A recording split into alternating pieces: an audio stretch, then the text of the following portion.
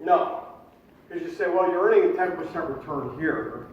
If you convert to yen, you're only going to get a 10% rate of return. There's no extra gain by moving the money. Are you with me? Now we're going to introduce a difference. What do differences cause?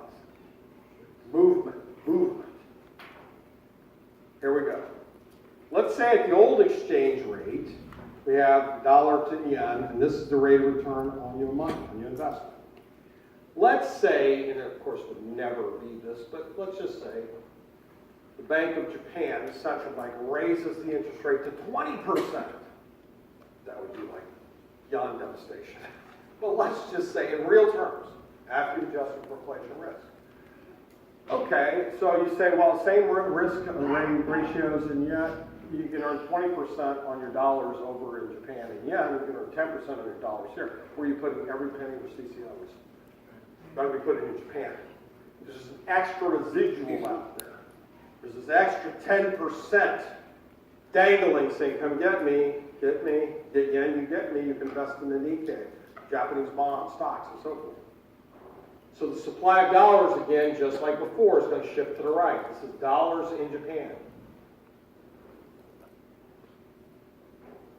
Now, I could have reversed this. I could have said, what if America has a higher interest rate?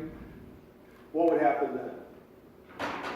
Yen would come to America, wouldn't it? It doesn't always have to be this direction. It's just something. Okay, so now all of these investors are going to start taking dollars, saying, I want yen, because they want 20. Aren't investors greedy? They want the highest rate of return.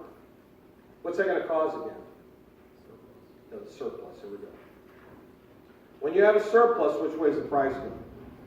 It's going to go down, so it's going to go from this equilibrium to this equilibrium. And so now again, we have another depreciation of the dollar or appreciation of the yen. And this is going to continue until you get something like this again. Now why? You see, when you think about the surplus of dollars flooding the Japanese market going, I want yen, because you want 20%, right? When you give those dollars to Japanese investors and they come back to America with those dollars, what are they going to get? 10? Are they going to give up a 20% rate of return for a 10% rate of return? No. They're going to say, okay, you want me to convert my 20% rate of return asset for a 10% rate of return? You got to give twice as many dollars to offset that. Are you with me? So, make a note.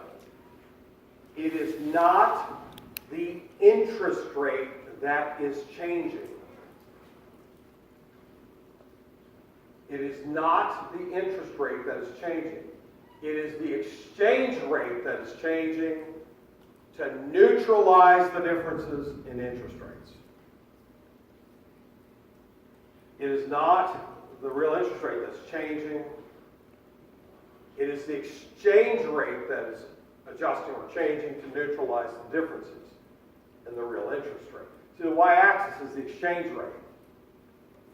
The change in interest rates cause that exchange rate to adjust.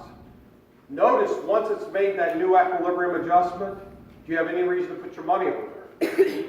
No. It's a stopping rule again, right? So what does the real interest rate parity tell us?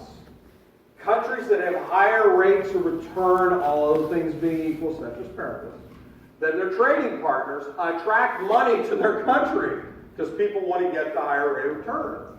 The value of their currency will rise if you have a higher rate of return.